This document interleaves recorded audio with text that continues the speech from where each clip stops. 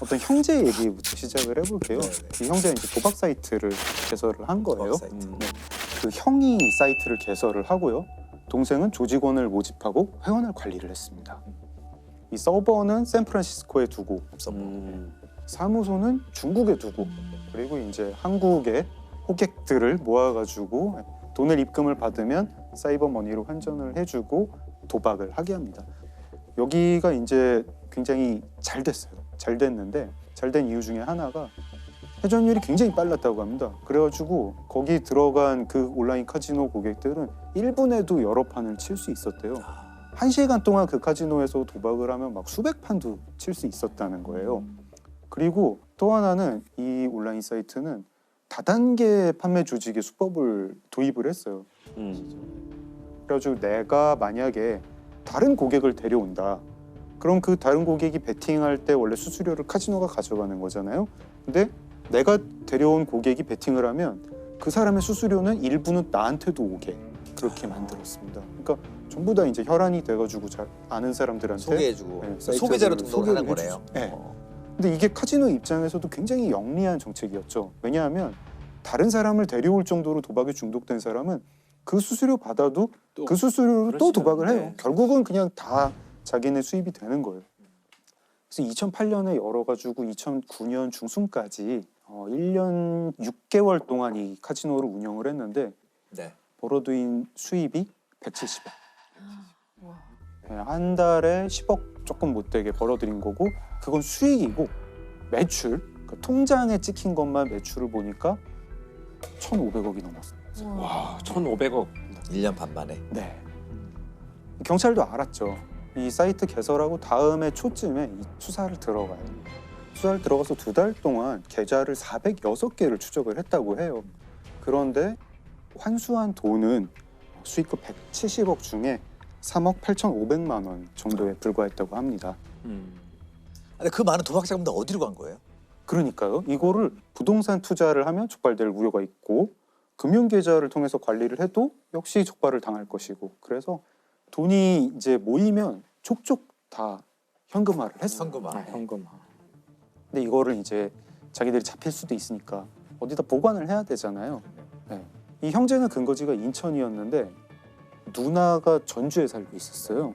그래서 누나랑 매형 부부한테 돈 좀 맡아달라. 가족. 네. 나중에 보니까 이 누나가 가지고 있었던 돈이 110억 원이 좀 넘었거든요. 110억? 네, 근데 110억 원 5만 원권으로 이렇게 일렬로 쌓으면 24m래요. 이야. 네. 약간 과장 보태면 건물 10층인 거죠. 그러네요. 한 층에 뭐 한 2.4m라 치면은 이 누나도 저 골치가 아팠던 거예요. 누나가 이 돈을 놔둘 데가 없어 하면서 동생한테 전화를 걸어서 물어봅니다. 이 동생이 요령을 알려줘요. 누나 근처에 땅을 하나 사. 땅 사서 밤에 가서 거기 묻어. 울타리 치고. 네. 그래가지고 이 누나는 전주에 살고 있었는데 차로 한 20분 거리에 거의 1억 원을 들여서 300평 규모의 땅을 삽니다. 땅을 사고 실제로 거기 이제 뭐 마늘 같은 거 좀 심었어요. 그래서 마을 사람들은 다 속았어요. 다 속고 그리고 밤이 되면은 이 돈을 돈을 묻어요. 네, 돈을 비닐봉지에 돈을 5만 원권을 빡빡 채워가지고 김치통이나 페인트통 거기 넣고 그걸 묻습니다. 아, 근데 밤에 땅 파면 뭔가 의심스러울 것 같기도 한데. 아마 시골이라 가지고 밤에 몰랐나 봐요. 일찍 주무시죠? 네. 시골에서. 한 번 들킬 뻔한 적은 있어요. 원래 그 땅에 소나무랑 매화나무가 있었거든요. 전 주인이 심어놓은 거죠. 근데 여기 이제 소나무랑 매화나무가 있으니까 이걸 이제 자기 땅으로 옮기려고 하는 거예요. 네, 이걸 옮기려고 굴착기 기사를 부릅니다. 불러가지고 굴착기 기사가 땅을 파요. 땅을 파다가 김치통 같은 게 나온 거예요. 나와가지고 이게 뭐지? 하는데 그 안에 돈이 있을 거라는 생각은 전혀 못하고 그냥 소나무랑 매화나무만 옆으로 옮기고 넘어갔어요. 그럼 어떻게 세상에 이 돈이 나오게 됩니까? 이게 정말 어이가 없이 나오게 됩니다. 어이가 없이 나오게 되는 게 이 동생 형제가 결국 경찰에 이 사이트가 걸리고 동생은 붙잡혀서 이제 1년 6개월 형을 받고요. 형은 도망쳐요. 그래가지고 지금도 계속 도망 중입니다. 근데 이 매형이 돈을 보다 보니까 약간 욕심이 난 거예요. 그러니까 저는 왜 이런 사건이 없나 했어요. 결국은 그럴 리가 없죠. 네. 네. 한 3억 정도를 써요. 써요. 그러니까. 네. 근데 아까 그 동생이 1년 6개월령을 받았다고 네. 했잖아요. 출소할 때가 된 거예요. 아, 네. 이제 불안해지죠. 아, 아, 우리 처남들이 보니까 되게 무서운 처남들이던데 조직원들도 있고. 그래서 자기가 다시 밤에 파괴됩니다. 파괴되는데 3억만 모자란 게 아니라 7억이 모자란 거예요. 4억이 누가 더 썼네요? 네. 매형이 이제 거기서부터 이상한 생각을 하게 돼요. 아, 그때 나무 옮긴다고 굴착기 기사가 이거 팠었지. 매형은 그 굴착기 기사가 아무래도 의심스럽죠. 그리고 자기가 빼돌린 3억 원까지 이 기사에게 뒤집어 씌워야겠다. 이런 결심을 합니다. 그래서 그 굴착기 기사가 운영하는 식당으로 찾아가요. 사실 이 마늘밭에 17억 원이 든 통 5개를 넣어놨다. 근데 2통이 없어졌다. 당신이 가져간 거 아니냐? 그 굴착기 기사님도 너무 어이가 없잖아요. 너무 어이가 없어가지고 아, 이건 경찰을 부르자. 경찰을 부르자. 그래서 정말로 경찰을 부릅니다.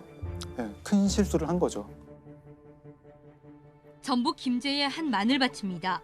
어제 저녁 이곳 마늘밭을 수색하던 경찰에 의해 김치통에 담긴 뭉칫돈 3억 원과 10억 원이 잇따라 발견됐습니다.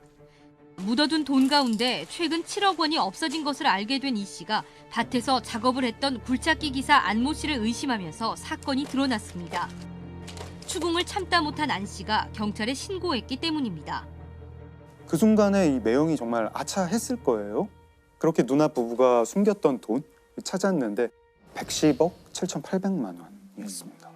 네, 이렇게 온 세상에 마늘밭 110억 은닉 사건으로 알려지게 됩니다. 야, 결국 이 누나 부부 어떻게 됐나요? 이게 돈 전부 몰수하고 마늘밭도 몰수합니다. 아, 범죄 수익 은닉 규제에 관한 법률 위반. 그렇죠. 예. 범죄 수익은 국가가 모두 환수하는 게 원칙이고 그 누나는 이제 징역 1년에 집행유예 2년을 받았고 매형은 징역 1년 이렇게 받았다고 해요. 이게 마늘밭에서 그 110억 원이 나온 게 2011년이거든요. 네. 근데 5만 원권이 우리나라에서 발행된 게 2009년입니다. 2009년밖에 안 됐나요? 네네. 근데 2009년부터 2011년까지 국세청이나 한국은행이나 경제금융당국자들이 매우 궁금한 게 있었어요. 발행을 그렇게 많이 했는데 한국은행은 회수가 안 돼요. 이 5만 돈 다 원권들이. 어디 갔지? 그렇죠. 네.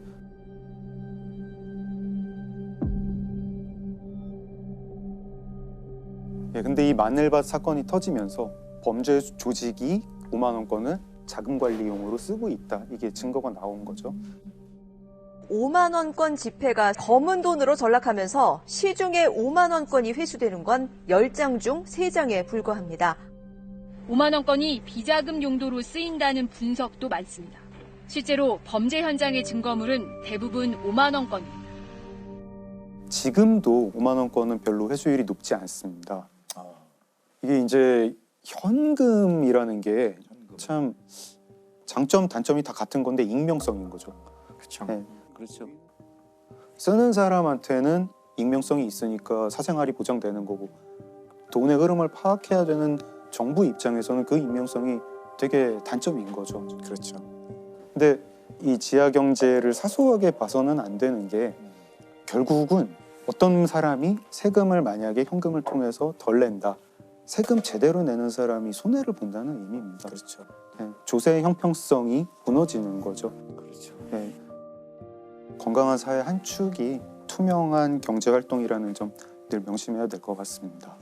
이거는 2011년 서울 강서에서 발생한 사건인데요. 무속인 보험 사기 사건으로 아마 알고 계시는 분들이 많이 있습니다.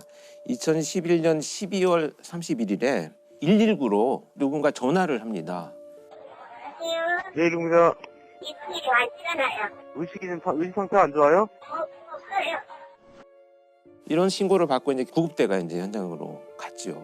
갔는데 이미 도착을 해보니까 사망을 했습니다.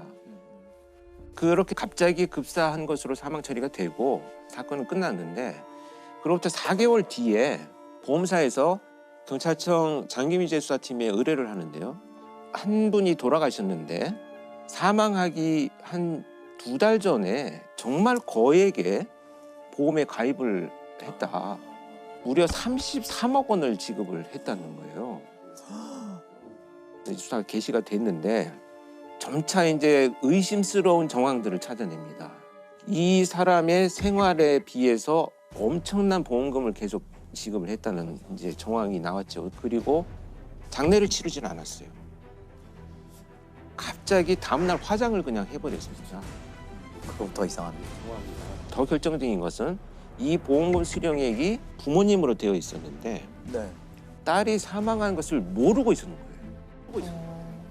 그러니까 이 돈은 이 언니만 알고 있는 상황이 된 거죠. 그러니까 이제 굉장히 유력한 용의자가 됐죠.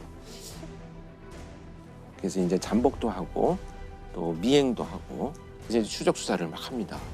하는데 이 수사팀이 정말 대단한 게 뭘 포착하냐면 휴대폰을 손에 들고 있는데 공중전화를 거는 것을 봅니다. 그러니까 수상하다. 그래서 통화한 사람 상대자가 있잖아요. 이 상대자를 누군가를 찾아봤더니 광주광역시에 사는 A라는 그냥 남성이었어요. 네. 그래서 이 A씨라는 사람의 명의로 가입된 전화를 확인을 해보니까 수신된 전화는 굉장히 많은데 발신 전화는 유일하게 도시가스공사에 전화를 한 것이었어요. 그래서 이 도시가스에 전화를 해가지고 그 음성 녹음을 이제 받아요. 받아서 보니까 분명히 그 휴대폰의 주인공은 남성인데 여성이 통화를 한 목소리입니다. 이 전화. 그래서 이 A씨를 찾아갑니다. 일단 도대체 어떻게 된 거냐라고 했더니 A씨는 사실은 나한테 자주 찾아오는 손님인데 신용불량자가 되어가지고 휴대폰 개설이 어려우니 내 명의로 해서 그냥 빌려줬다라고 합니다. 네. 이 여성이 과연 누굴까라고 수사를 전개하다가 혹시라도 일치하는 부분이 있을까 싶어서 처음에 보험사에 가입을 할 때 녹음된 음성과 대조를 해봤더니 이 여성의 목소리가 같았던 겁니다. 아, 살아있었던 거네요? 살아있었던 겁니다. 그러니까 이 사건의 내막은 보험금을 수령하기 위해서 자기 명의로 보험을 수억 원을 들어놓고 네. 아무도 찾지 않을 노숙을 하는 체격과 나이와 이런 것이 비슷한 여성을 네. 우리 집에서 허드렛 일을 좀 해달라라고 유인을 해서 살해합니다. 네. 그리고 자기가 사망한 것처럼 자기의 신분증을 넣고 이 언니가 가족으로 가서 사망 선고를 받고 화장을 해버린 거죠.